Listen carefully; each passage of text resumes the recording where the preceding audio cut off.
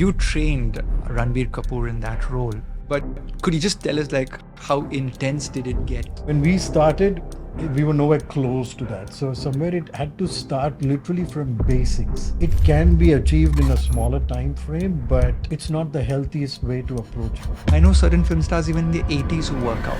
I needed to be in shape and started going to the gym. What is it that one drives them to work out? Is it that celebrity paycheck that they're getting? One fine day, the doctor just said, we need to check you for osteoporosis. Then I started reading that stress, excessive stress, is somewhere connected to most of the lifestyle diseases, and this we're talking about cancer. Cristiano Ronaldo says discipline, but these guys have willpower. So 100%. is there some sort of mantra I can chant or some beads I can wear?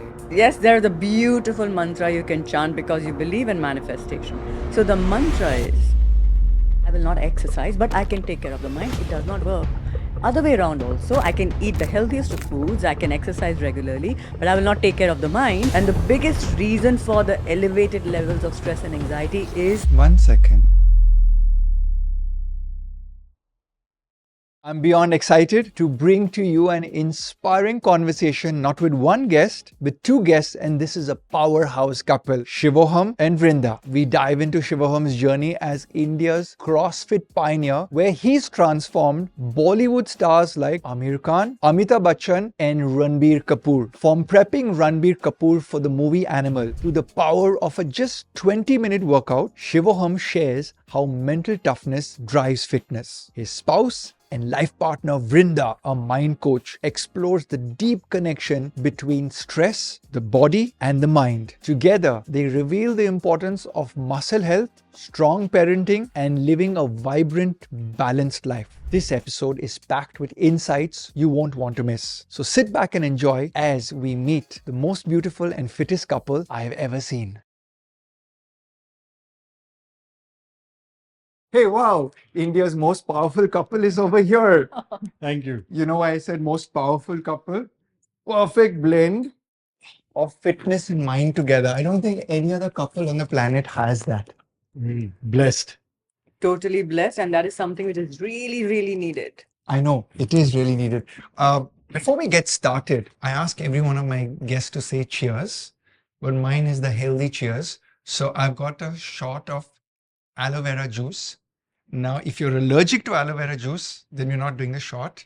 But as a nutritionist, aloe vera heals the stomach lining. I don't think we need any healing today, but let's just say cheers. Oh, absolutely. Absolutely. We have it every morning. Oh, you do have it every morning. Aloe vera, wheatgrass, amla, and haldi.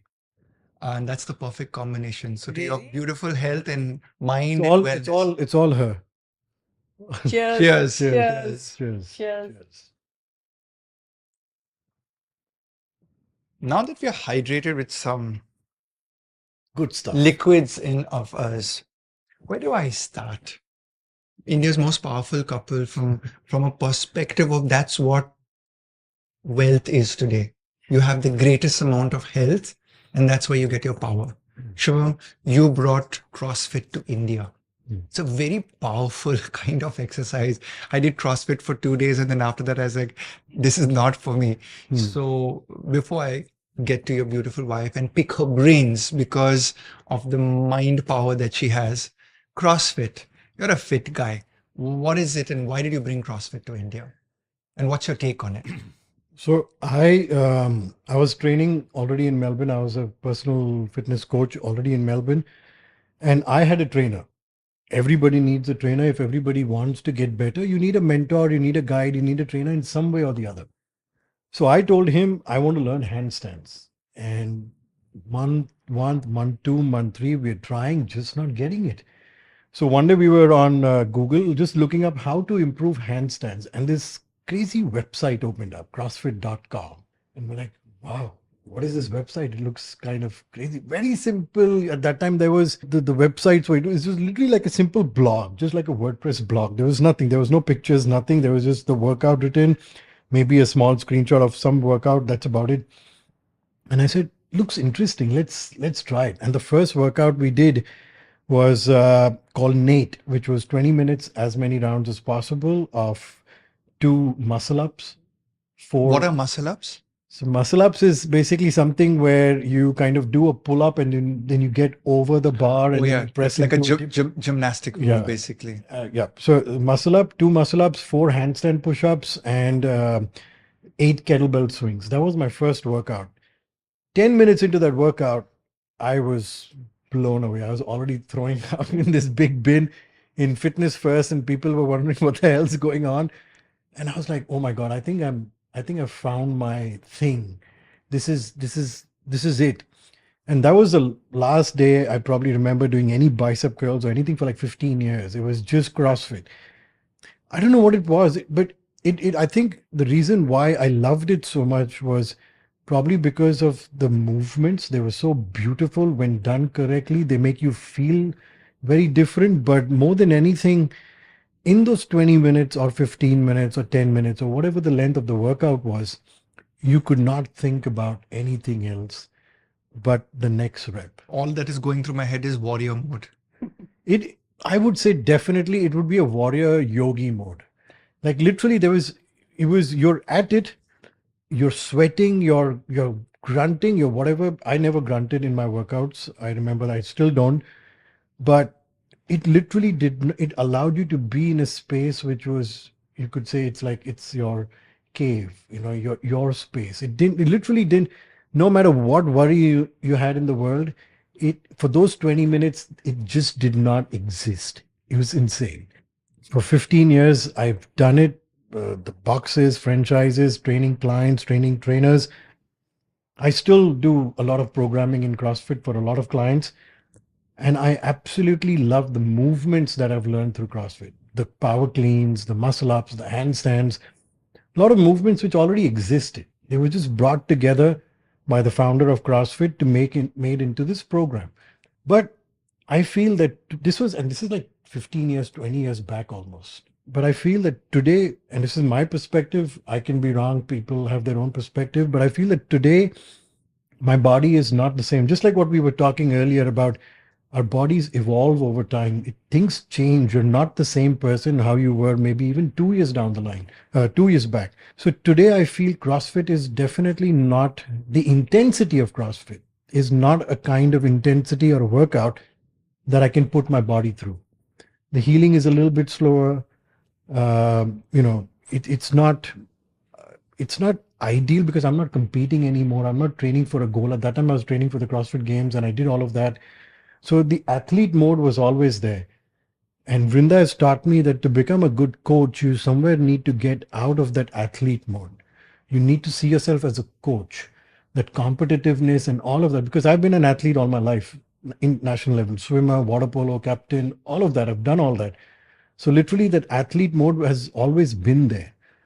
But to become a good coach, to become a really good coach, and for people to see you as a coach, not an athlete, you need to first transform yourself from that mentality of being an athlete to becoming a coach.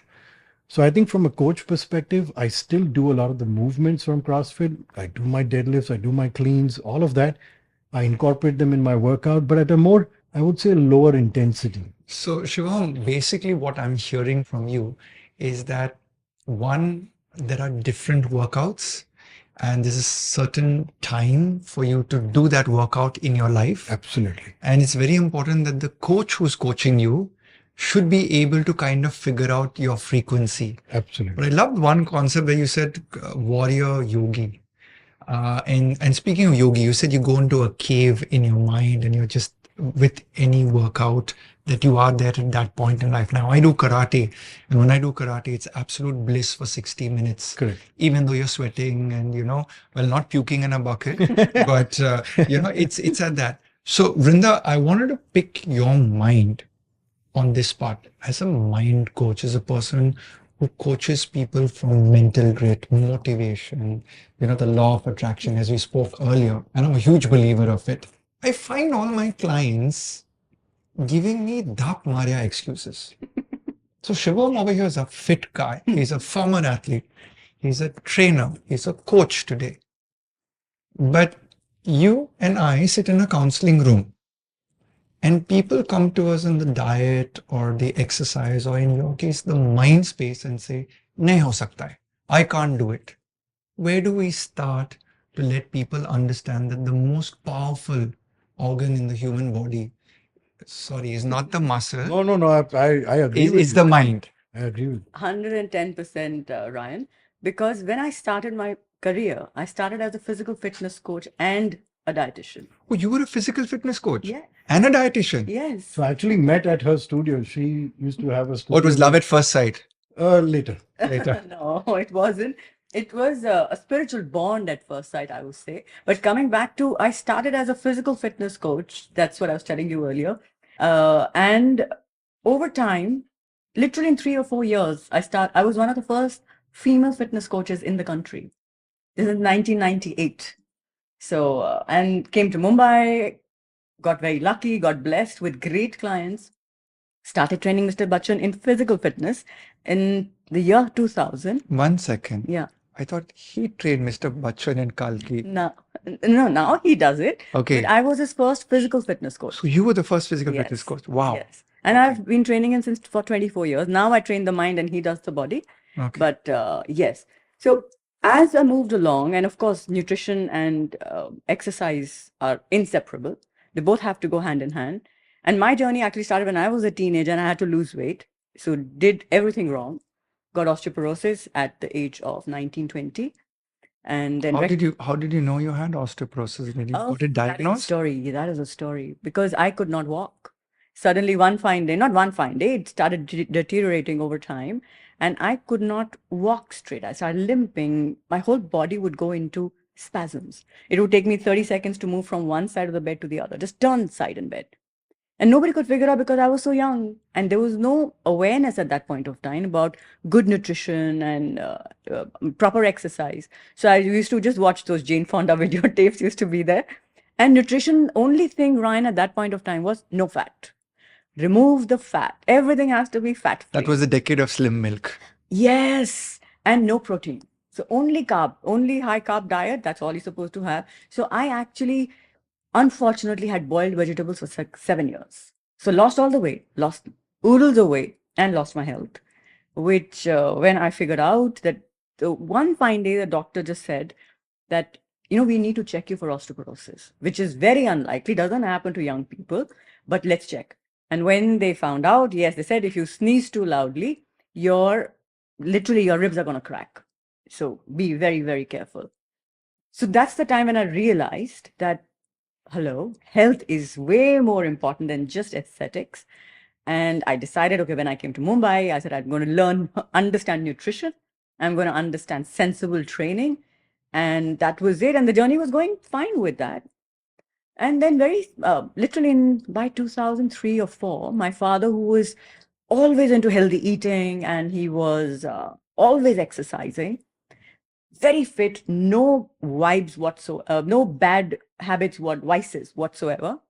And he was diagnosed with cancer. And then my brother's son was diagnosed with cancer. I was wondering, now, what could a child do wrong? It's not about diet and exercise for the child. And my father did everything right. Why did he fall sick? So that is when I started going deeper into the mind. Mind was somewhere always coming along as completing the picture. But then mind became a bigger focus. Then I started reading that stress, excessive stress, is somewhere connected to most of the lifestyle diseases. And this, we're talking about cancer. So started reading more about it, started understanding the yogic scriptures, reading the yogic scriptures. And around this time, I came across the power of human mind, which was, I always believed in it. There was a book called The Power of the Subconscious Mind by Dr. Murphy. And I read it and I was just blown away. I was like, oh my God. And then when I reflected back in how I got the weight loss or how I did anything, it started with the mind. So when I'm saying mind, people have a very vague concept. When I say mind, people think moods. I'm saying, yes, moods is something that you learn. The stress and anxiety is something that you learn in the beginning, yes. How to handle it on a day-to-day basis, how to minimize it, because they both have a function in the body. But when I'm saying mind, I'm saying skills that the mind has. The first is clarity. You need to be clear of a goal. Like you said, your clients come to you. Once they have clarity, okay, this is my goal, whether it's weight loss, whether it's getting my health back, you have clarity. You'll give them the clarity. Then they need a willpower. People think people are born. Yes, some people are born with willpower. They're raised around people with willpower. But it is a skill. Will is a skill that can be developed. That is what I teach. Then you need discipline. Discipline. When I say somewhere I find motivation overrated, I think discipline is a game changer. When you have discipline, Discipline is more important than willpower, is what you're saying. they're connected. Okay. Initially, when you start on a journey, you'll need willpower. You'll need, okay, I'm going against my will. I need to get up, go to the gym. You do it often enough. Today, I don't have to think about going to the gym. I love it. It's a discipline. You just get up and you do it. Do you have to think twice before eating healthy? No, Not it's really. a discipline. This morning I was watching a beautiful podcast which featured Cristiano Ronaldo, and he spoke about discipline. He's like, you just show up. You show up whether you like it, you don't like it. That question is not crossing your mind. You just do it. A brand made a beautiful logo out of it. Just do it. Just do it, yes. So I think when we work with our clients, we realize that whilst you may have an exercise schedule, you have an exercise trainer, you have a diet plan, you have a diet coach, unless the individual says in the mind, this is something I want to do, and if I do this with enough of discipline, I'll get my desired goal. Now, Shivoham, when we talk about goals, I did not know that she trained Mr. Amitabh Ji first, but you trained him in Kalki as a role. My dad and mom are 77 years of age. Our parents are around that 70 parameter. And when we tell them that our celebrities and film stars, irrespective of the age, especially those who are in the 50s to 60s, 60 to 70s, I know certain film stars even in the 80s who work out, right? And they're not going for movies anymore. So what is it that one drives them to work out? Is it that celebrity paycheck that they're getting, or do you see a different avatar? It's definitely not the paycheck or anything, but I think at this point, for Mr. Bachchan, for Amitji, it is more about health, and he recognizes it, and he says it himself. He's like, I know my body needs it. He knows my body. He's like, I know my body needs to move every single day, a little bit, even if it's just the 10 minutes of treadmill, even if it's just the stretches, just the band work, no matter what it is. Like, so there are days when, like right now, when he's shooting for KBC, we go to the set. He doesn't have an hour to train. Normally, when he has a break and we're training at home, then it's a longer time. But here we go, we do like, say, 20 minutes, just very simple, just to get his body to move. So are you saying 20 minutes for the general population, irrespective of their age? They just need that discipline first to start with? Just turn up? I mean, research has proven even if you train for 20 minutes, 2 to 3 times a week, it's enough to see the benefits of weight training and exercise from a health perspective. From an aesthetic perspective, you definitely have to put more work into it. But just from everything that happens within the body, where exercise is a stimulus for the food to behave in a certain way, to behave efficiently, the hormones, the chemicals, the enzymes, everything, for the blood to circulate properly within the system, for the circulation to happen, 20 minutes of basic weight training, basic exercise with a little bit of movement is enough to see the benefit. I think our most difficult part will be getting people to turn up. Correct. And start a process. Correct. Everyone says tomorrow, and you own and have run gyms, and you know that everyone joins on 1st of January to 15th of January. Correct. But a sizable amount of population never come back again. You just send them to me. I'll help them develop the willpower and the discipline. And that's where I'm wondering, do our children have the least amount of mental training? And could that be a place where we need to start? 1,001%, if that was ever a percentage. Because Ryan, this morning when I was doing my mental coaching program, I was talking about when I was overweight and somebody body shamed me. I was a kid. I was 11 or 12 years old. And I'm grateful to the person who did that, because it hurt. Of course it hurt, but I did something about it. What if he didn't? What if I did not even know that something was not perfect, not proper with me, and I could rectify it? So today's children, today's youngsters I feel they have to psychologically become stronger. And whose responsibility is that? Is it the child's or the parents' responsibility to push the child towards mind coaching? First is the parents, because a lot of parents come to me, they say, please help my child. I said, first, I need to speak to you. So we parents need to lead by example. 110%. So when I am coaching families together, I do coaching for families as well. I would go as early as before the child is born. So when the mother is pregnant, I coach them. So they start working on their willpower, their discipline, their clarity, their patience. And by default, those traits are getting transferred to the child. And then they practice. When they are doing their practices, the baby is in their lap. So they train them. You talk about discipline was more important. Oh. And that's something that Shivoham and I need in the exercise and the diet part. But talk to us about willpower. I mean, I keep hearing about willpower. You know, Cristiano Ronaldo says discipline, but these guys have willpower. So 100%. is there some sort of mantra I can chant or some beads I can wear or something? Yes, there's a beautiful mantra you can chant because you believe in manifestation. So the mantra is, you write and you tell yourself, you look in the mirror and you tell yourself, I have amazing willpower. I have amazing willpower. And then do one small activity to support that fact. One tiny thing. So I do the affirmation, I Yes. have amazing willpower, Yeah. and then what is it that I'm going to be doing? Yes, you have clarity. Okay, if there's, you need to go to the gym. Okay, I would say start with just wearing your shoes. That's very easy for his Yeah. profession. I have amazing willpower to lift this kettlebell. For Ryan Fernando, it is, I have amazing willpower not to eat this ice cream. Of course, it works both ways. Willpower is used to do a particular action or stop you from doing another action.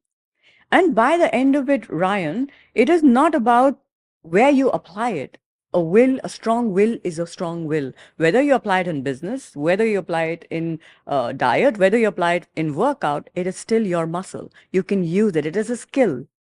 And there are so many. There's a beautiful podcast by Andrew Huberman where they are discussing that will and discipline are so deeply connected to your sleeping patterns as well, to your diet, to your daily routine, to your lifestyle. I'm glad you brought that up because, you know, my wife sometimes thinks I'm very crude because, you know, when somebody says, oh, that person has anxiety and depression, or God forbid, somebody committed suicide, I'm like, the sleep was not good, the diet was not good, the microbiome was not good. And that's why they felt miserable for the last maybe 4, 5, 10 years. Yes. And therefore they are in that what we call as depression or anxiety mode. So have you had cases where minus diet, minus exercise, the mind is still powerful on its own? Beautiful question, Ryan. Give me some time. I need to explain what a human system is, because otherwise, this is the biggest misconception people have, that they think that mind is some separate entity and the body is something separate. So according to the yogic wisdom, we have a physical body, which is called the Annamaya Kosh. We have a subtler body, which is called the Pranamaya Kosh, which is your 72,000 nadis are there, your chakras are there. Subtler than that is the Manomaya Kosh, which is your mental, emotional body. And then there's Vijnanamaya Kosh and the Anandamaya Kosh. They all are inextricably connected. You can't say, I will not take care about the body. I will eat all the rubbish in the world. Rubbish means doesn't have any nutritional value. And I will not exercise, but I can take care of the mind. It does not work. Other way around also, I can eat the healthiest of foods. I can exercise regularly, but I will not take care of the mind. The body will collapse. So whatever happens to the mind will affect the body. Whatever you're doing to the body is going to impact the mind. They're not separate. It's one entity. So it is so important for people to understand the human system as a whole. And when they do that, that is when they understand the value of, like, I do mind coaching. And we begin with clarity and then it goes to diet and exercise. You have to clean up your eating. Your Annamaya Kosh is what is going to make you finish what you started. And I teach manifestation, and diet and exercise is a part of manifestation training as well. How do you have an alert mind in a diseased body? It's not possible. And there cannot be a healthy mind in a diseased body or the other way around either. So seeing it as a whole is where you begin. So again, one very important thing which your listeners can benefit from is we always approach nutrition and exercise from aesthetic point of view. I think it has to become from the health perspective even more so, and for manifesting your dreams. How do you manifest a dream with a completely drained out human system? Doesn't work. Those are wise words. So I remember meeting the SPG commandos once, and the colonel in charge over there says, "We develop go muscles, not show muscles." I also believe that they developed go thinking, not show thinking. 100%. Today's society is quite materialistic and shallow, where we can dress ourselves up as being healthy, as being powerful, as being all present. But I think, yes, we are all animals inside deep down, but we got to polish it. Speaking of animals, I know I know this is one question that I had to ask you, Shivam. You trained the film stars Ranbir Kapoor in that role, and that was an amazing transformation to stand over there and see his shoulders. And all the youngsters in India, they look at that show muscle.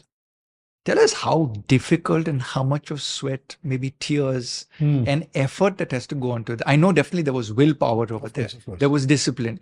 But could you just tell us like how intense did it get when you had to prepare? Or was it a walk in the park?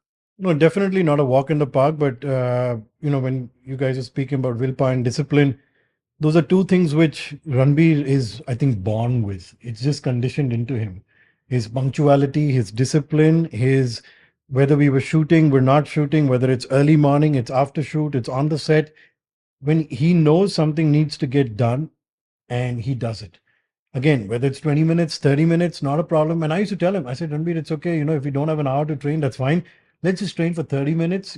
Let's remove that much time, because again, exercise and progress and transformation is all like that compounding effect. Turning up?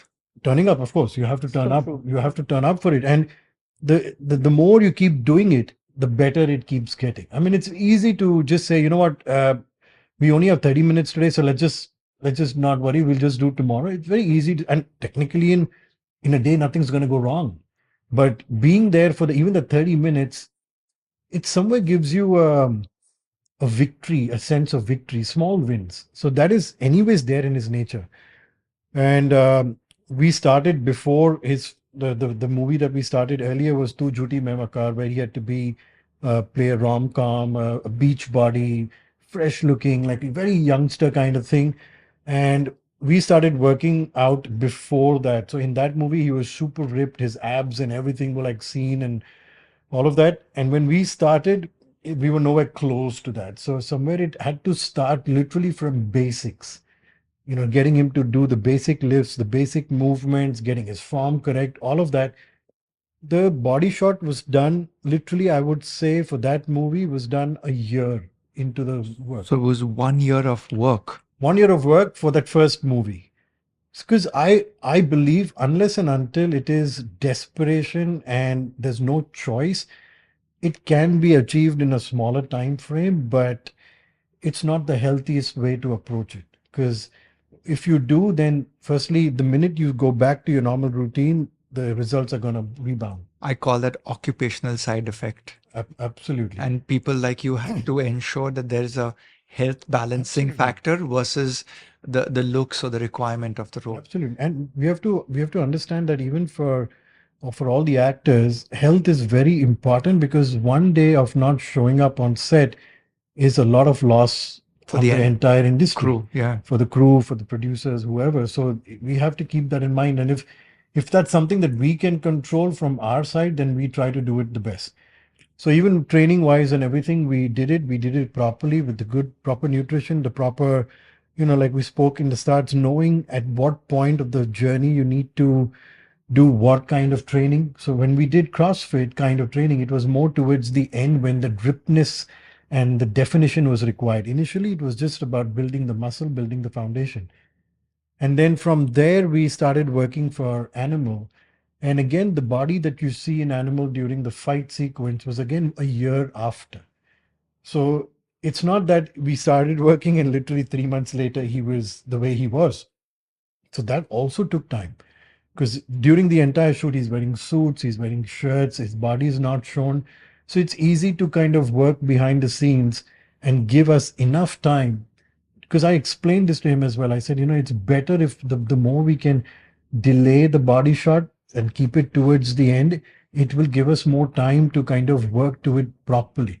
And he understood that, because once we reached there, it was very easy for him now when he's shooting his current film, Rama, and I'm not training him for that film, but even the way he's looking right now, whoever he's training with, his body has kind of adapted to that new baseline. It's not gone back to the 71, 70 kgs, Tu Juti Mein Maka Ranbir Kapoor. It's some way kind of retained that muscle and that muscle memory, which is always a plus point. That's how we need to see ourselves when we are looking at transforming or changing our bodies as well.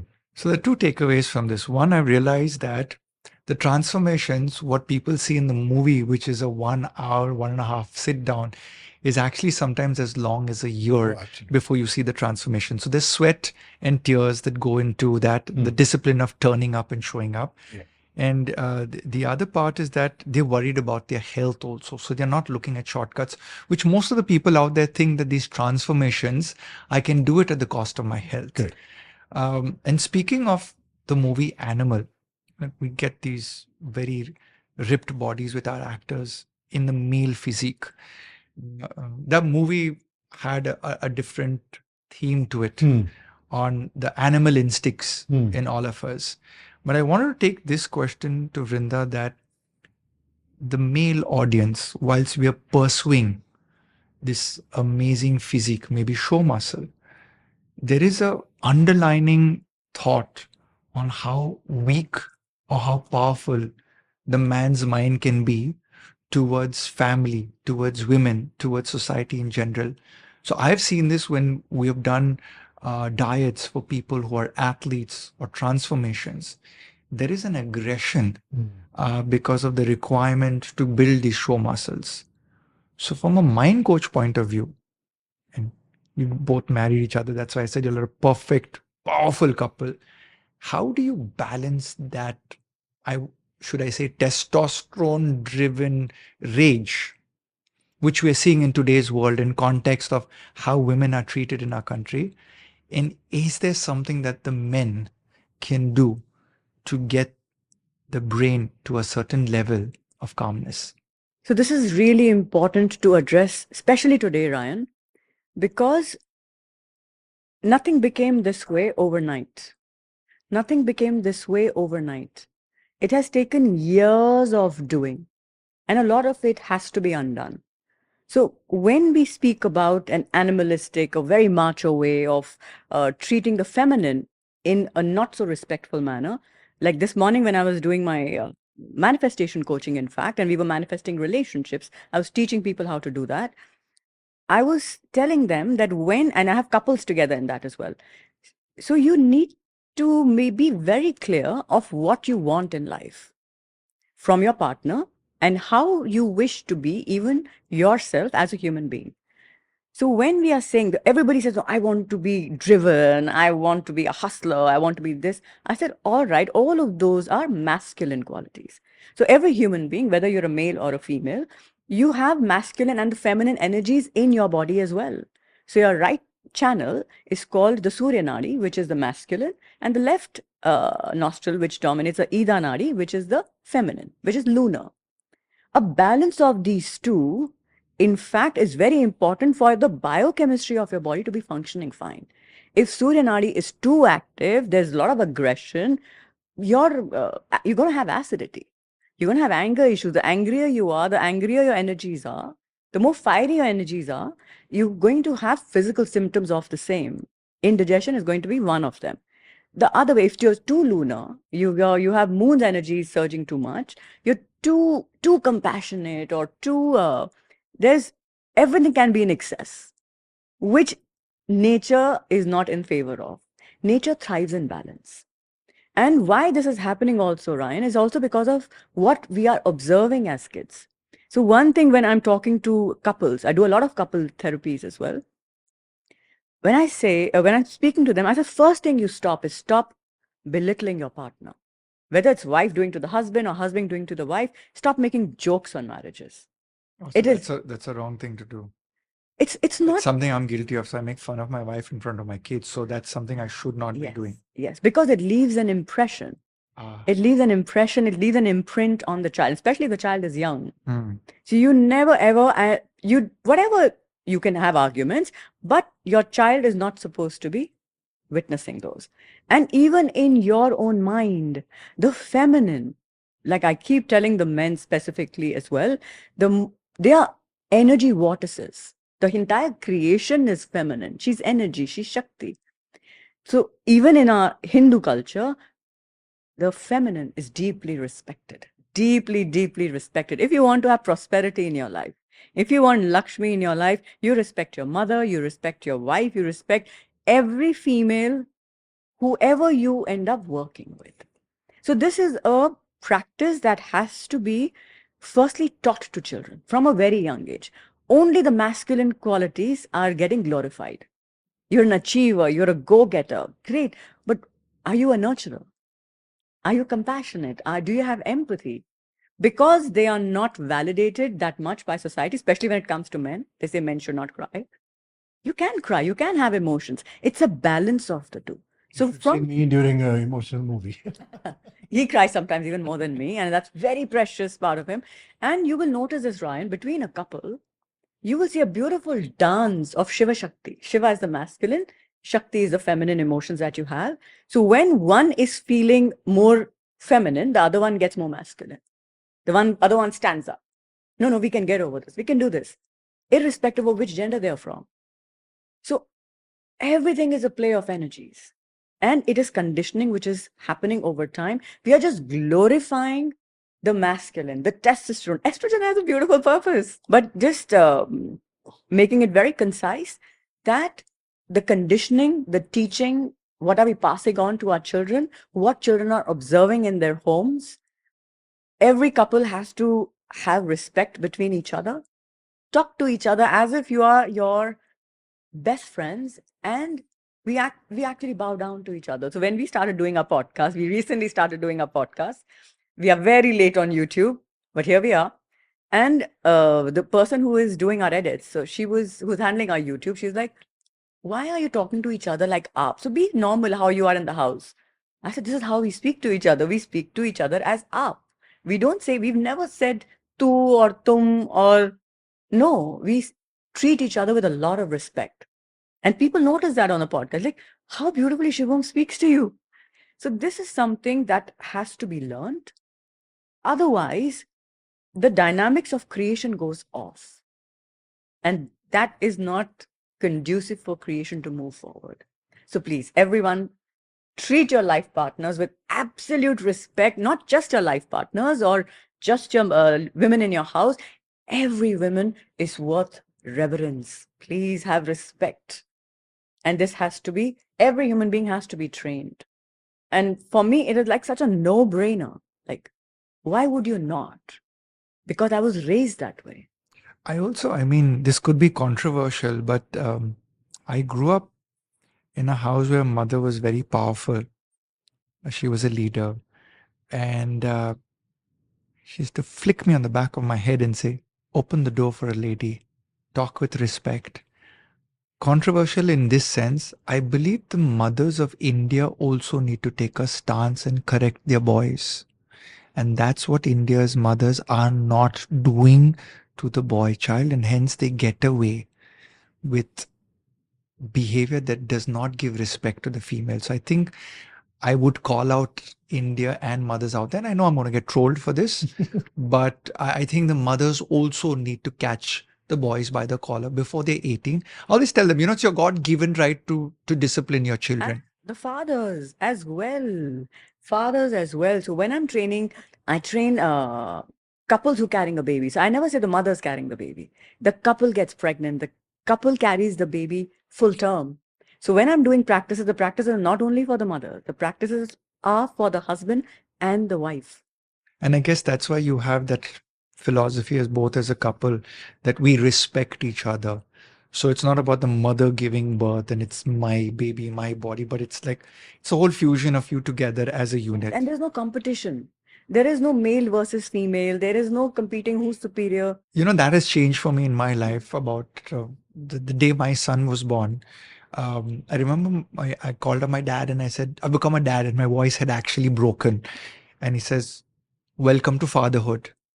You are now no longer in competition with your wife. And it sunk in, you know, that uh, you can't compete with your spouse. You shouldn't be doing that. And for me, that was life changing. That, okay, it's difficult, you know, when you lead companies, you lead people, you want to lead in the marriage also. So sometimes when we have conversations these days, you're like, what do you want to do? I was like, okay, whatever do you want to do? That's beautiful. And the idea over there was earlier was like, no, I have to decide what I want to do. But now it's kind of like, okay, where do we go? What do you want to do and stuff like that. And even in spaces where, okay, this is something you said about what do you want to do, but even in major decisions, if you're business partners, like we are business partners, and when you're having a discussion. So I always, even when I'm doing couples counseling, I give this example that doesn't have to be your way or my way. There would be a right way, irrespective of who's giving that suggestion. So having that mindset or having that perspective that you can see a situation in totality and see one point of view, see the another point of view, and both of them can see, oh no, this makes more sense. So let's do it this way. She's always right. So I just we're doing exactly what you're saying, because I've fallen on my face so many times after not listening to her that I said, you know what? It is there in the astrology chart though. I've said that I want to lead a frictionless life, which means it's not like there should not be any discomfort. I don't want to force any friction. I want to kind of go with the flow. I want to be happy. And I know that whatever she's saying, I tell her, I said, I know you're right. 5 minutes, let me argue with you for the sake of just that ego, the feeling good. Because I know that whatever you're saying, we're going to do that only. But 5 minutes just to satisfy my own little male, little ego, little lion. Athlete inside of you. Let me just argue for 5 minutes. You know, just for just for the heck of it.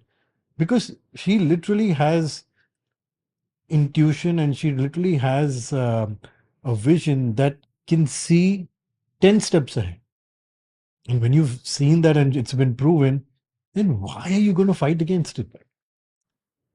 Just go with it. No, it's as simple as that. So when you know that someone is right, it's easier to leave your ego behind and just kind of let it happen, because she's anyways going to make it right. So just sit back, enjoy.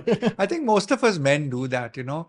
It's like the other day she's like, okay, where do you want to go for a holiday? It's like, wherever you want to go for a holiday. It's like, how can you not decide where you want to go for a holiday? I was like, you know, first you kind of populate the list of where you want to go. And I'm like, yeah, we'll figure that out where we're going to go. But this frictionless process is also, I think, Shivoham, a part of evolvement of every individual. So we evolve in our mind, we evolve in our bodies, we evolve in age.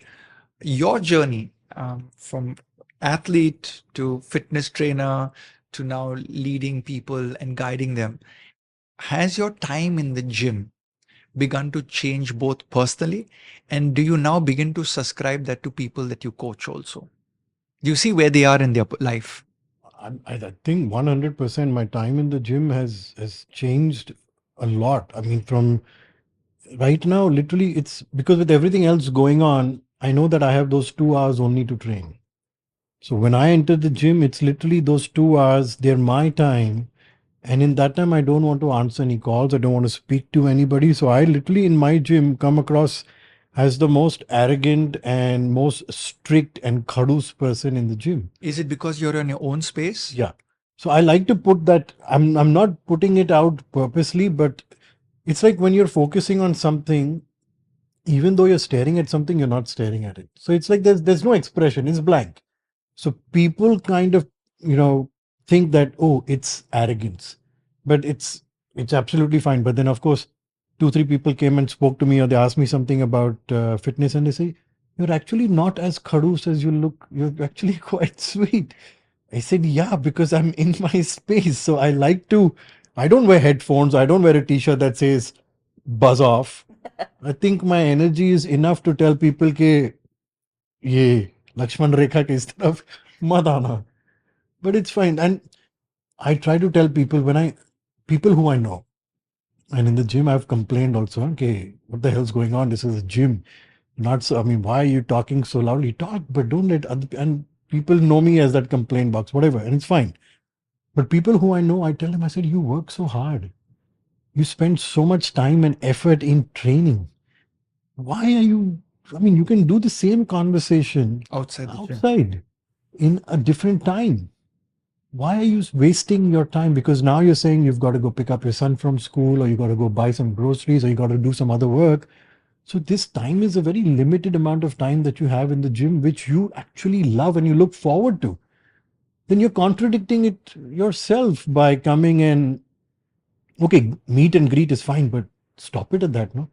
I want to throw a little bit of controversy into this so far Please, right please do. now because she said she was a fitness trainer too. And I see women in the gym having the most amazing workouts because they're talking and talking and talking and talking. So what's your take on his thought? He's the one who changed my perspective. Yeah. So for me, whatever you do in life, you have to hone into. You have to literally focus into it. Whether it's training, whether it's eating, whether it's drinking, it deserves all of your attention because it is going to become your life force. So this happened, in fact, in the gym, in this really noisy gym where I'm sorry to say, but it's not just limited to women, men and women. My God, you'll be They surprised. talk across workstations. They can talk across cardio equipments, and I'm in the middle. And I'm like, excuse me, can you please get up from here and I'll shift. I'll go to that side. You can chat. I don't know how you're breathing while you're exercising and you're talking. I don't know how that works. So understand. And I said this to, he said this to somebody. He said, you need to have some discipline in the gym. And they got very offended. They said, what do you mean discipline? This is not a school. And my jaw dropped. I like, we never understood what discipline was. Discipline was not only for studying, it was supposed to be carried forward to see anything to fruition. To do justice to anything in life, you need to have discipline, and discipline is very boring. It's not very interesting. It is not like when you're exerting will, when the fitness journey is starting and you're exerting will and people are complimenting you and it's novelty. I think that's why we need a fitness coach or we need a mind coach. And specifically as a mind coach, because like fitness coach is becoming a trend now, right? I have a personal trainer, I have a yoga instructor, and people are realizing that it does work. But from a mind coach point of view, when somebody says, this is not school and we don't need to be disciplined, I think, and that's what I communicate to everyone about diet. The last time you were held accountable was by your school teacher and principal. So true. So true. And that's why I tell people I love these health checkups which have A, B, C, D in it. Because then when you have bone health at D and you have cholesterol at C, then you're kind of getting a discipline card saying that you need to do something about your life. But do you know how sad it is that you cannot hold yourself accountable and your entire life, somebody else has to come and like push you in that direction. It's fine till a certain stage in your life. But when you are an adult, you need to develop a mindset which says, if this is good for me, I've decided that something is good for me, whether it's working out, whether it's eating healthy, whether it's sleeping on time, so following circadian rhythms. It's important for me. It's good for me. I am going to do it. You don't see in terms of easy or hard. So in terms of easy or hard, is there any quick tips that you can give the viewers just to get more healthier? Because I would say I need you to have an amla in the morning. Shivoham will say do 4 sets of this exercise and follow it up with XYZ stretching. I'm just trying to grasp, like, what do you tell the mind? Oh, thank you for asking this question. Because when you speak about the mind, I'm mentioned mind multiple times, but where is the mind? And there's a very beautiful line by the senior cardiologist, Dr. B.M. Hegde. And he says, where is the mind? Never mind. So we are only aware of the brain. Brain, yes. Mind is all over the body. Every cell of your body is perceiving something. So that is what science is also trying to come to, is mind is kind of like a vague concept, and it is non-local. That's what the yogic system also believes. And the only way to grasp the mind or to bring about changes in the mind is through the breath. So in the yogic scriptures, there's a beautiful verse which says, Chale vate chalam chittam. As the breath moves, the mind will move. So the step one, the most fundamental thing that your viewers can do is learn how to breathe right. A lot of people, I won't say everybody because a lot of them would be breathing right, but most of the people are very shallow breathers and they can be mouth breathers. And the biggest reason for the elevated levels of stress and anxiety is also because we don't know how to decompress. What's decompress? Decompress literally means there's carbon dioxide building up in your system and you're not even exhaling properly. So what else is going to happen? Build-up of stress, your body will experience, part of it is carbon dioxide. Let go of the carbon dioxide. So when you are, just get a little mindful about the way that you breathe. You keep your spine upright. Inhale always through the nose. Consciously involve the diaphragm. It's a beautiful muscle. Its function is in respiration. Involving the diaphragm, what does it look like? The abdomen will come out slightly. And as you exhale, the abdomen will go in. Exhale longer than the inhalation if you're trying to de-stress. So when you deliberately exhale, say for 6 seconds, you're inhaling to 3 from the nose, exhale from the mouth or the nose for 6 seconds, you will see your parasympathetic nervous system kicking in. You'll get calmer. You'll feel more relaxed. That's why people sigh. Yes, this is called a physiological sigh as well, in which there is a double inhale and a exhale. The science of breath is phenomenal. The science of pranayams is phenomenal. We are just talking about basic breath. We've not even gone to the pranayams, the system of pranayams. So the entire Yoga Sutras, if you say, Yoga, which is by Maharishi Patanjali, it is all about managing the mind. So I'm taking a cut over here from the mind in terms of, you're saying there's the mind, and then you're saying there's the breath. Yeah. So the breath, if controlled, is what keeps the mind in equilibrium Yes. and in control. Yes. So in today's day and age, when we don't have discipline or willpower, one of the starting points could be breath, which is 100%. erratic or haywire. Yeah. Am I hearing you correct? For sure, because you can't have a strong willpower if you had a poor night's sleep. Correct. This is because if the pran is not moving fine in the body. In the beginning, I mentioned the subtle body of pran. The circulation, why do we need to exercise? Even physically, the pran gets circulated. In the athletes, Vrinda, the exact same point, they don't sleep well the previous night. The resting heart rate next morning is higher. Yes. And the body actually requires more sugar to pump the heart faster, which leads to more cravings of the next day, which means your diet goes for a toss. Exactly. So, and people say, oh, everything that sleep is an industry today, like to get sleep. See, you are compartmentalizing the human being. The sleep is not a thing by itself. It is a culmination of what you did for the 24 hours. So you can't be stressed throughout the day consuming content which is stressful, not knowing how to breathe, and you expect to fall asleep just the moment you switch off your lights. That is not how it works. Your circadian clock has to be set in motion. You can't be sleeping till 10 o'clock in the morning and expect to fall asleep at 10 p.m. It will not happen. Speaking of sleep, Shivoham, we know that muscles are also built in the bedroom in terms of sleep. The celebrities. I've had many celebrity schedules and sometimes they shoot the whole night. If you were to give the youngsters of this country, and I'm talking about the 15-year-olds to the 35-year-olds, advice, and they're not going for a film shoot at night, but they're distracted by, say, Netflix or TV, or they think that they can get by with 4 or 5 hours of sleep. What is your take on training and sleep?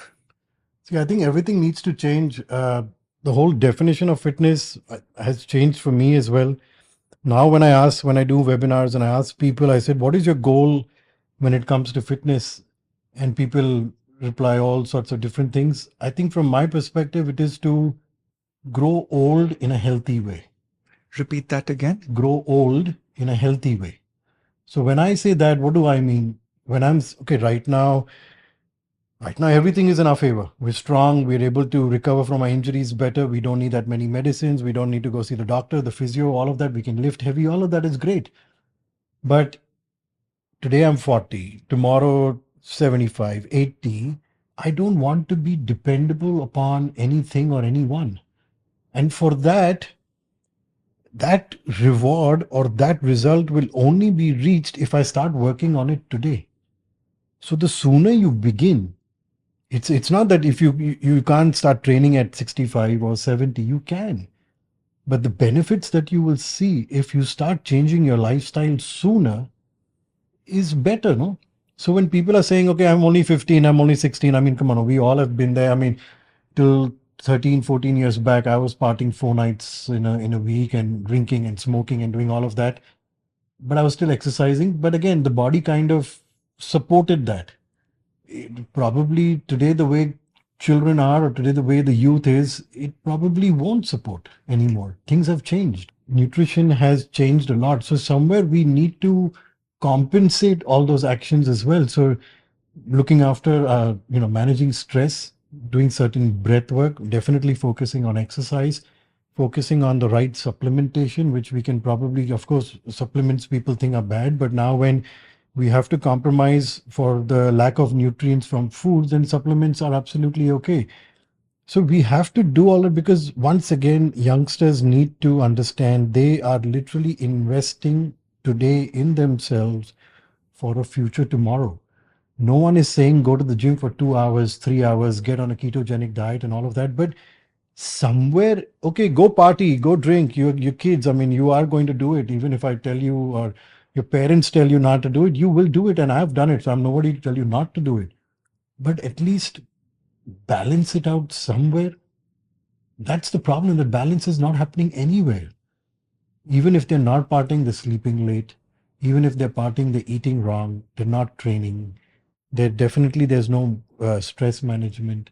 So there's nothing which is going in their favor besides the natural evolution of energy within their body, which is helping them to get up every single morning, do what needs to be done, and continue. But how long will that natural help, that assistance be there? How long? At some point, we will have to take over and do something ourselves. Otherwise, it's all going to go downhill. So, as I said earlier, most powerful couple I've ever met. Why? Because you're combining the mind and the body. So, when somebody coaches with both of you, what's the takeaway or where are you approaching it from? What's the power to make somebody more powerful? Is it that, okay, let me do muscle for 1 year, then I come and do mind for the next year? Or why the combination to start first off? Because, like I mentioned earlier, every human being needs to understand themselves in totality. Just your physical body is not who you are. You have a mental, emotional body, and they affect each other. So if I ask you, if you have excessive cortisol in the body, do you lose fat very easily? You don't. So somewhere your state of mind is is connected to your physical fitness goals, and not just that, Ryan, because I know you believe in law of attraction and manifestation, and that is what I teach. When you're trying to manifest something, whether it's a fit body, whether it is a successful career, happy relationship, good health, whatever it is, you need a vibrant human system. I'm not saying you need just muscles. You need the human system to be vibrant. You mentioned the vibrational frequencies. So your system should be powerful, and it has to have a certain positive frequency. You can't be stressed from morning till night, always focusing on lack, what is not going right, and expect to meet any goal, whether it's physical fitness or otherwise. It will not happen. In the most efficient manner, it will not happen.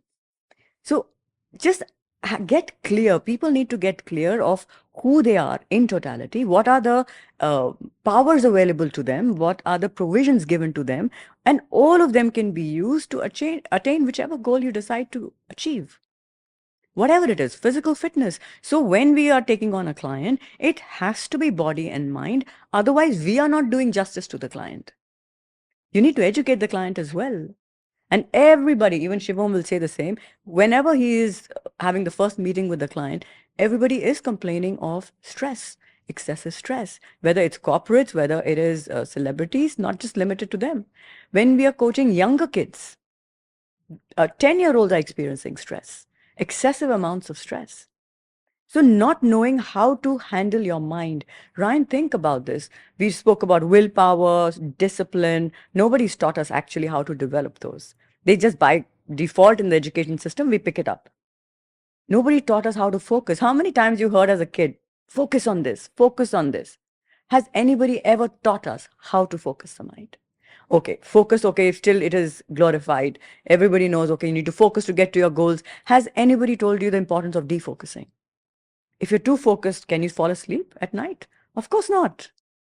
So understand the mind, how to use it, where to use it, how to switch it off, how to not use it and go to sleep. So all of these trainings have to be given to every individual, irrespective of what age they are. And that is why I think it's also called mind-muscle connection. I was about to ask you about the mind-muscle connection, that when you're working out, do you need to be there in presence for that workout? It makes sense, no? Otherwise, I keep telling people, otherwise, you're just moving the weight from point A to point B, but there's nothing really happening in there. It's just a mechanical action. But what you're trying to do is you're trying to engage the muscles by that particular movement. And that is why I say one breath, one rep. One breath, one rep. Think about it. When you're doing training for hypertrophy, not functional training, when you're training for hypertrophy, every time you exert force, you breathe out. What is hypertrophy? It's basically muscle growth. Okay. So whenever you're doing weight training, whether it's for fat loss, whether hypertrophy, but when are you doing weight training? Basically, I want to bulk up my muscle. Yeah. If you're bulking up for the purpose of fat loss also, that's fine. But whenever you're using movements like bench press, biceps, squats, deadlifts, and you're doing isolation strength movements, not functional movements which are out of control when it comes to heart rate and breath, I always say one breath, one rep. So think about it. Every time you exert force, what that allows you to do is, firstly, it slows down the movement. You get enough oxygen in your system to power through. Secondly, because it's slowing it down, you're able to connect to that muscle much better. You're able to engage every single muscle fiber, whether it's your fast twitch, your slow twitch, you're able to feel it. And that is what mind-muscle connection is. So when I tell people, every time in your workouts, do some sets where you're using only isolateral movement, so one side of the body. Keep the other hand on that muscle. Of course, when you're doing the back, you can't, but say if you're doing bicep, if you're doing chest, if you're doing cable flies, feel the muscle, feel it pump, feel it engage, because then now your mind is now connected to how that muscle is moving and feeling. Now, every single set after that, when you do every single rep, you will try to mimic the exact same feeling in the chest or the bicep or the tricep. It really helps. So when I do leg extensions or whatever, I like to keep my hand on the leg and feel the muscles, whether it's a bicep, it just helps. Even today, even after 20 years of weight training, it still feels good to know that, hey, it's there, it's working, but it feels good because you can feel the muscle. It's not that you're doing biceps and you're feeling it in the shoulder. Oh, my shoulder's hurting. But you just did bicep. Why is your shoulder hurting? I don't know. I was doing this movement. So then focus, no? Keep your core engaged, stand still, get your mind in the movement. Otherwise, what are you training for? Why are you in the gym? I don't understand. It's probably because I love exercise so much that I get really emotional and passionate about it, that it hurts when I see people doing things wrong. I tell people in the gym, you should be fined for doing wrong movements. What the hell are you doing? What is that? No, that's functional. My trainer's given me. I know the trainer, we're all friends. That is not, what is that movement? How is that helping? And is this the reason that we should always find qualified trainers to trainers, and the trainer should be mentally and physically present to guide people who don't know how to work out. Yes, Look, sir. you're an elite athlete, you're an elite coach, you know how to work out. But for the rest of us who are uninitiated, I still sometimes don't do a bicep curl properly after 20 years. But I tell you, sometimes it's not the fault of the coach, it's not the fault of the trainer. And I've seen this. Trainers giving the right exercise and the right program to the client. The client says, "Kuch aur do na." Arey, 10 kg. No, my part. Arey, sir, but you've been doing 5 kgs for the last 1 year. Don't you want to see improvement? No, aaj chodo na, aaj kuch aur do na. So even the trainer is like, abhi main kya bolu? So it's not always the fault of the trainer. Because see, somewhere the trainers are also, they're like, if I don't do it, he's going to go to somebody else. So India has this thought, I don't need to go to the gym. Shivoham has big muscles, right? मेरे को gym नहीं जाने चाहता है. So everyone's thinking yoga, Pilates, walking, all of the general exercises. Tell us how important is muscle towards anti-aging and the reduction of heart attacks and the reduction of blood pressure. Research has actually proven that India is the lowest today when it comes to people with quality functional muscle in the rest of the world, amongst the whole world. India is the lowest. And if you go to see, it's not actually that hard. Yes, you're absolutely right. The mind is the superpower, but the biggest organ today is the muscle. It's where everything is happening inside the muscle. When they say muscle is metabolically active, what it means is that unless and until you don't feed it with the right nutrition and you don't engage it with exercise, you are going to lose it. For a person who doesn't exercise after the age of 35, till the time they die, they are losing a certain percentage of muscle every single year. And what we also people don't realize is that muscles have a certain amount of triglycerides within them for energy's sake. But people who, you'll see a lot of people in the gym who can't even squat, like they struggle. It is not because that they don't have the strength. The muscles have become dysfunctional. The fat has overtaken in it. I heard it in another episode. It's like you literally packing your suitcase with clothes where to a point now the clothes are kind of overflowing from the suitcase. So the whole point is open the suitcase, start removing all the excess fat from it by training, and weight training is the best way to do it, and start getting the functionality of the muscle back. Why? Muscle is what looks after your blood pressure. Muscle is what basically controls your insulin sensitivity.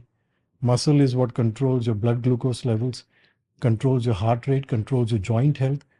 The majority of the deaths that happen in senior citizens is because of falling. Either they die because of that, or they die either because they're in the hospital recovering from that and they end up getting something else. And simple reason, muscle has slow twitch, fast twitch fibers. Slow twitch fibers are the ones responsible for strength. Fast twitch are the ones responsible for explosive sudden movements. What happens when you fall or when you slip? The minute you slip, your legs move to kind of balance you out. That is your fast twitch fibers. And what helps you break that fall is your slow twitch fibers.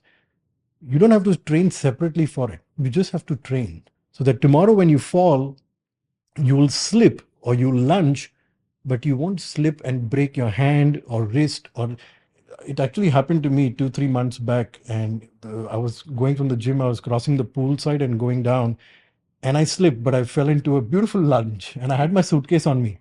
The next day I came, my suitcase on my gym bag, it's literally like a suitcase. The next day I came to the gym, and one of the gym instructors, she told me, she's like, "Arey, मैंने वो member को देखा, वो देखो, शिवम कैसे गिरा, पर देखो कैसे बचाया अपने आप को." It's actually a true thing. I'm not making this up. But this is what I mean. I'm not training differently to protect my muscles or protect my joints. And that is why muscle needs to be given that much more importance today. Because again, you can actually help me on this point and maybe correct me on this point. People think fruits are the healthiest food items in the world. They can eat all the fruits they want and they'll be fine. But fruit is still sugar. Am I right? You're right. Yes.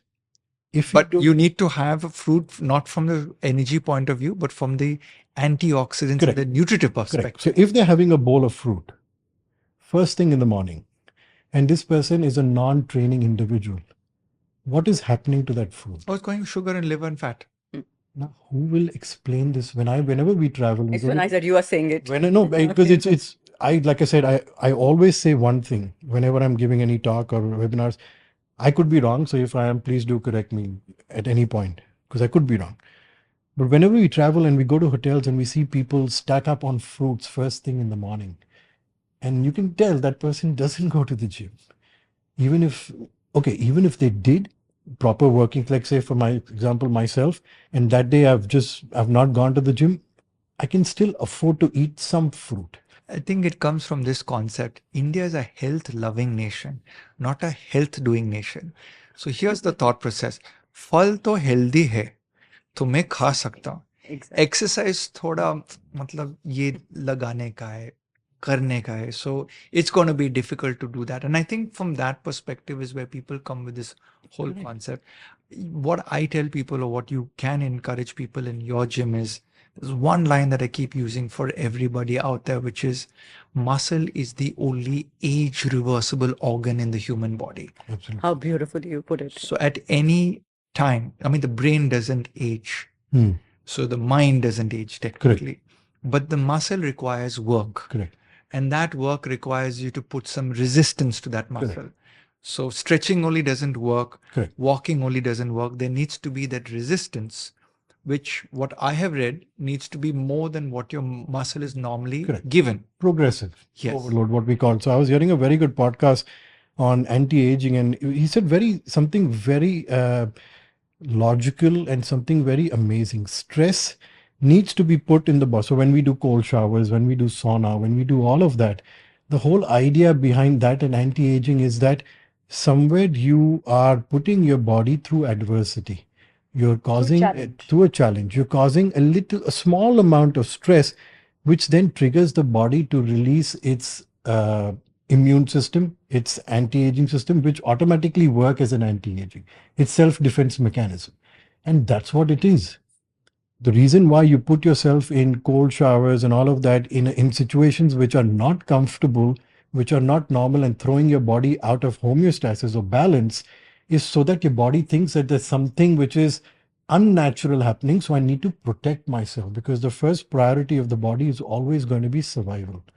And like you said, as long as you put a little bit stress, today for 1 week you've done 5 kgs, next week try to do 7.5, maybe reduce the reps a little bit. That is what is called progressive overload. Then go back to 7.5 and complete the number of reps you did the first week. Every single week you are tweaking the stress a little bit, not too much, because that too much can be detrimental. Just enough so that your body has to adapt to that stress. And that adaptation is what causes progress.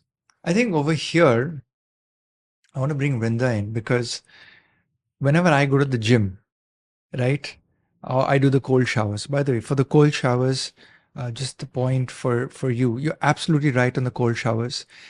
6 hours later, it releases something known as brain-derived neurotropic factor, which actually goes and socks your brain into saying, I love the workout. Correct.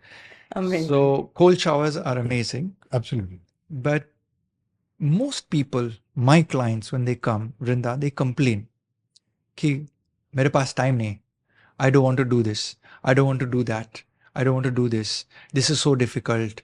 There's no driver today. So how do we prime the mind to understand that what Shivoham is saying is that you need to build resistance, you need to increase progressive load. Before all of that, everyone's standing outside the gym looking inside. This is very difficult to do. I don't think I can do this. And then they give up there.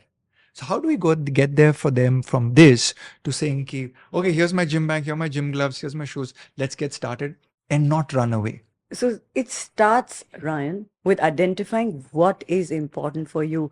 The thing that people are really struggling with is clarity. Should we write down our goals? Yes. I was just going to say that.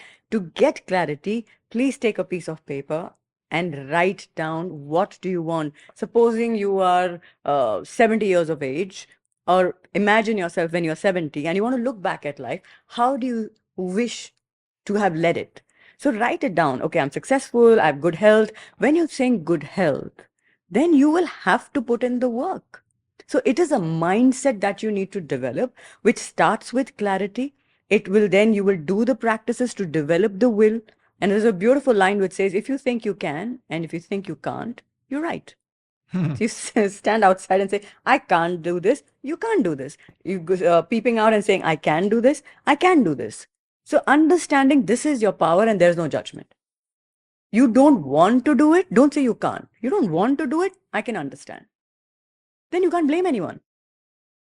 Take responsibility of your life. You cannot live your life saying, I don't have the good coach, I don't have the perfect diet, we can't go to the gym. Shivoham is coming to the house also. So everything is online now for us, in fact. So everything is available to you. So time has come to stop making excuses. If you're making excuses, then stop complaining. Then don't complain. So I teach people to take responsibility of their life. This one human being should not become a problem. And somebody else is not your problem. I always tell my wife, you're not my life partner. My body is my life partner.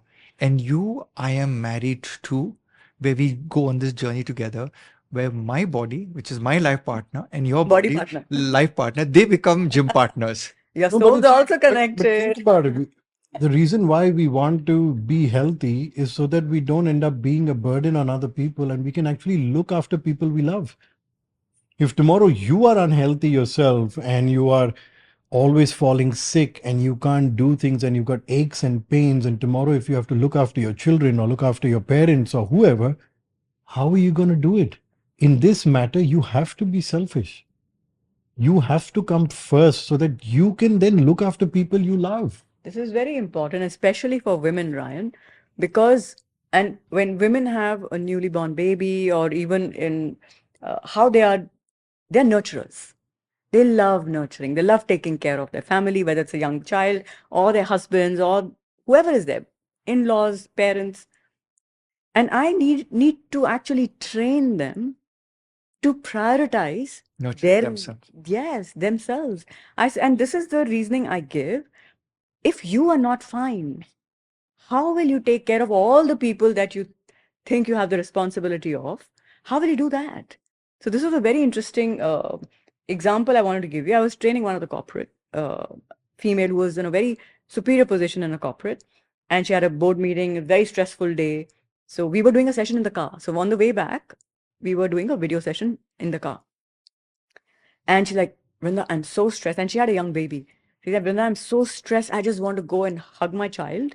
And that everything becomes fine when I hug my baby. I said, you stop your car right now.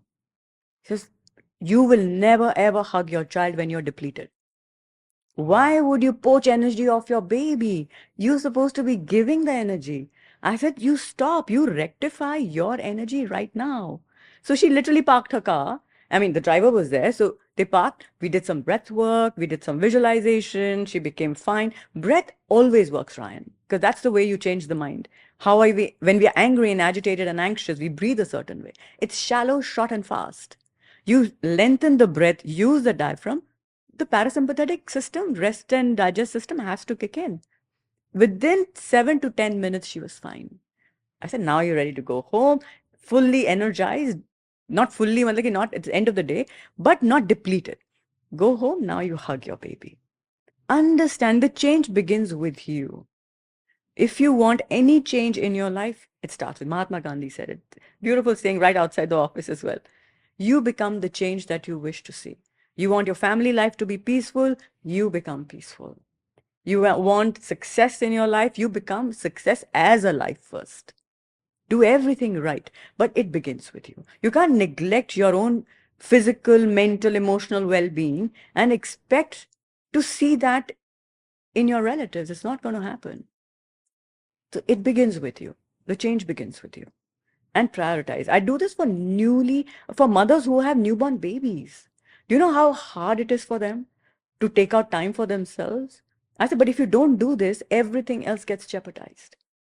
I think even your milk secretion gets jeopardized with your stress levels. So all of that has to be taken into account. Your when there are young mothers, their relationship with their husbands starts suffering because the mothers are not emotionally, they're still finding their footing in this new space. So postpartum is a real thing, but how every single female experiences postpartum is totally up to the practices that they do for themselves. which are extremely, extremely important. So yes, your question was that you think you can't, we are peeping from outside. No, time has come to not make excuses. If you want to change in your life, please make the changes. If you're not making the changes, then please accept your destiny. Nobody's judging you. You want to cry, sit in one corner and cry and do the blame game, your prerogative. But don't expect your life to change if you don't change. I had a client who joined my program and she's like, I can't do the whole workout, but I want to train. What do I do? So I said, let's do something very simple. For the next 2 weeks, let's just do the warm up. Let's just do the 10 minutes of warm up, nothing else. You won't do anything else. After that, let's add the next part to it. After 2 weeks, 1 month went past. She messaged me, said, all right, sir, every single day I woke up and I did the warm up, and I did after 2 weeks, I added the other part. I said, okay, now let's add the third part. So usually in my online programs, there's a warm up, activation, there's a small weighted workout, functional workout, and a core. So I said, okay, now let's just add the weighted workout. We won't add functional right now. After 2 months, she started doing the entire thing. After 3 or 4 months, she messaged me saying, sir, workouts are going great. I've been consistent. I can do the whole workout. Intensity is increasing. I've lost all the weight. So how did it start? It all started with just the warm up. Your willingness to do.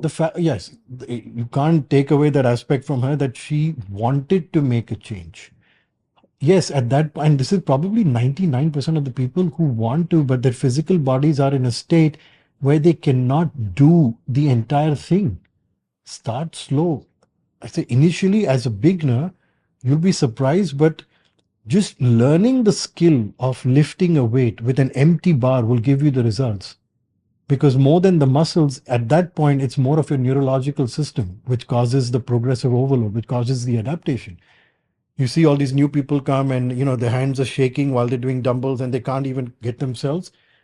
That's a very normal thing. So imagine just getting that right first. That itself can get my feet fixed in position, embrace my core, get the hands tight, move the weight, even if it's 2 kgs without anything. That itself will cause change. You don't have to jump into the deep end. Sometimes you can start with the most basic movement, but you do have to dip your feet in the water. So I used to teach, when I was in Australia, I used to teach kids how to swim, infants, all the way up to squad, which is like 18 years. And the infants, how we used to introduce them to water was the parents would bring them, the father would stand in the water, he'd hold the child, and we'd have this chani, the bucket with the holes, and just get the kid used to the water. Then after that, once the kid is used to you also, then after some time the father moves away and then you kind of hold the kid and make him swim around and this and that. And slowly, step by step, you kind of move him along the railing and then he swims. But it starts slow. And I think as a coach, that confidence is something that you need to give your client. It's possible. The other day I put up a video of a muscle up, saying that the muscle up is not a measure of fitness, because 99% of the people are not even looking at doing a muscle up. It is a beautiful movement. It gets you in your all upper body muscles and everything. It's great, but don't get infatuated with this movement, because there are a lot of people who see these videos today on social media and they get intimidated. They see someone doing muscle ups and 300 kg deadlifts and everything, and they feel like this is not my scene. So that is when the coach needs to come in and say, you don't have to do that. We're going to the other end of the gym and we're just going to do something really simple. So as a client, you literally need to handle the client as an infant, as a newborn child when they enter the gym, to give them that confidence, to give them that sense of safety and security. Once they get comfortable, then they can play with the big boys. But it's not even about going to the gym anymore. Even if it's at home. Training at home, you can develop muscles training at home. But the idea is to start with the most simplest thing and then move up. There's one thing that we didn't discuss today, maybe a little bit. We talked about the science, we talked about the mind, we talked about the muscle science, the mind science. The biggest excuse that people have is, I don't have time. Shivoham, what's your take? Vrindda, you go next on. If you can justify it being a priority. So I've heard it in a lot of videos. If you can justify 30 minutes of exercise being more important than 30 minutes of Netflix or a documentary or something that you want to watch, you've won the thing. You won the battle. It's just that you need to replace something with that 30 minutes of exercise. And for that, you need to justify that 30 minutes of exercise being a priority and why it is important. And somewhere that has to be attached, rather than to the weighing scale or to a six pack, it has to be attached to something a little bit more emotional. How are you going to feel when you actually get that goal? What is that going to make you feel? How is it going to change your life? How is it going to change your perspective or other people's perspective towards you? I think if people can get that emotional aspect rather than the tangible goal, and everybody knows exercise is important today. Everybody knows. Everybody knows eating is important. So they know it. They just need to justify it being a priority. Vrinda, I have no time. Is the biggest excuse. I always say, yes, time is a finite commodity. It's the same for you, me, or anybody else in the world. But if you observe any successful person, we've trained a lot of those successful people. You can't even imagine how busy their days are.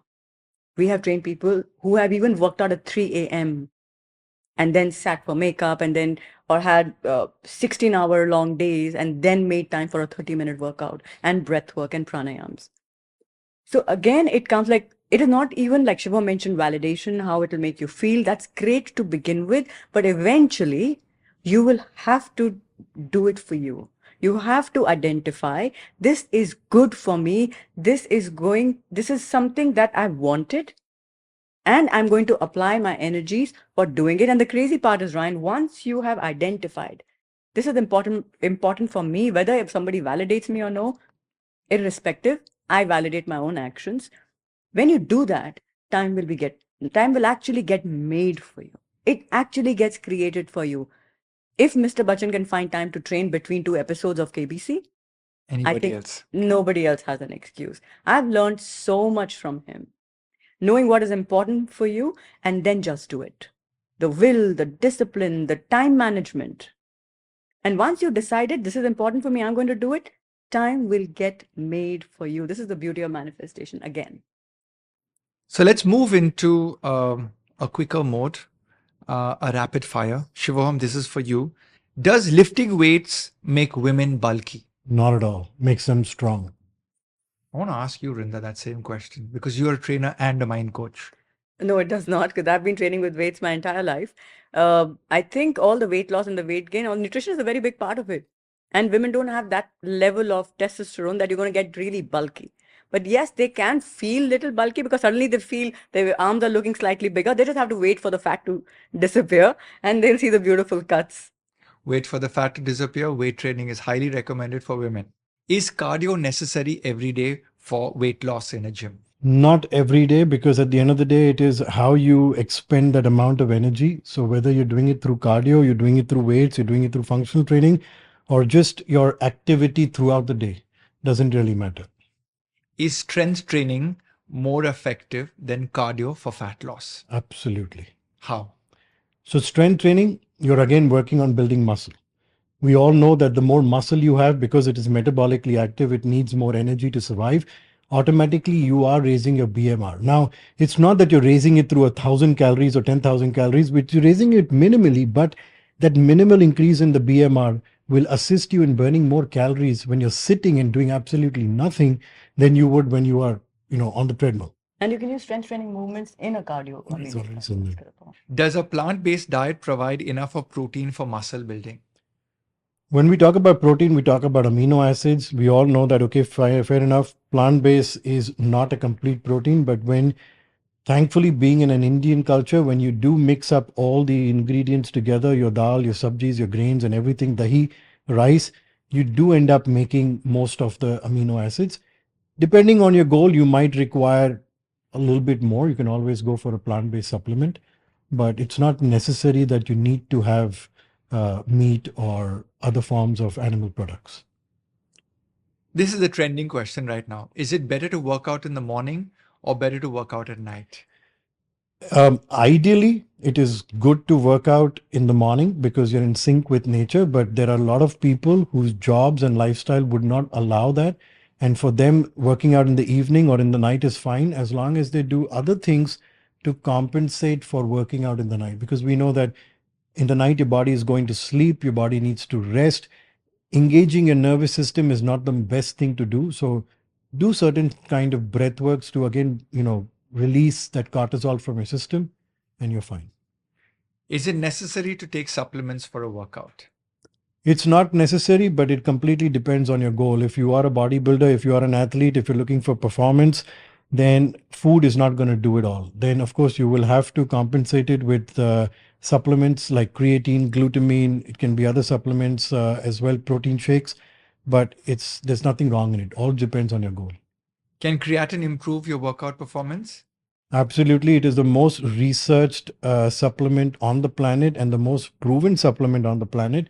But once again, we saw a very interesting video which said that they did a controlled experiment between two groups who they gave creatine one and they did not give to the other one, but they didn't tell the other one they were not giving them. They told them as well that we're giving you. So somewhere the power of belief, the fact that they were getting the creatine actually showed the same results, then actually more results than the group that was getting the creatine. Not more, but it was somewhere on a higher side. This reminds me of the milkshake study. Hmm. There was a milkshake study where people thought that they were getting an unhealthy milkshake, but they got a healthy milkshake, and the inflammatory markers were actually normal when the people got the bad milkshake. Correct. So that is the power of The mind. mind.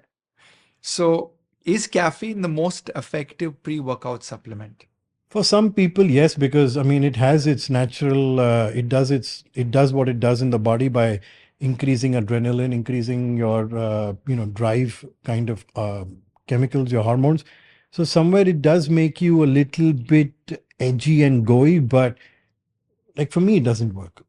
For me, pre-workout supplements don't work. I usually tell people, go to the gym, start your warm up, and I promise you, within the next 5 minutes, you'll be all geared up to go. I've seen that myself personally. I hit the gym around 4:30 in the evening and I'm all like mentally exhausted and everything. And I just get in the first 10 minutes and then the brain just wakes up. Absolutely. And one more amazing hack for that is there are days when you don't really feel like training. Choose any 3 or 4 exercises that you love. What are those? So personally, I love doing back and shoulders. So I will choose maybe 2 back exercises like a seated row, like a reverse fly. And for shoulders, I'll probably do side raises on the cable, something very light but engaging. And I'm not kidding, within the next 5 minutes or 2 sets into that, I'm ready for the full-on workout. If India got a chance to work out with you today, but they said we can only do 3 workouts this week and only 1 hour each day, Correct. how would you construct that workout? Very simple. First day we'd do a push split. Second day we would do a pull split. And third day we'd do a lower body split. There'd be a little bit of weight training. There'd be a little bit of functional and a little bit of core in all of them. Is there a place I can find this workout? Yes, online you can definitely find it. So we're going to be putting the link to get Shivoham's workout, and you can check the descriptor below and click there to get this 3-day workout. Get started, India. Few more questions. And these are for Vrinda.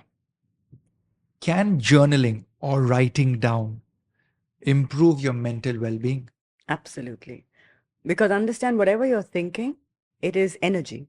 So it has to leave your body. It has to come out. But I take journaling in a little different way.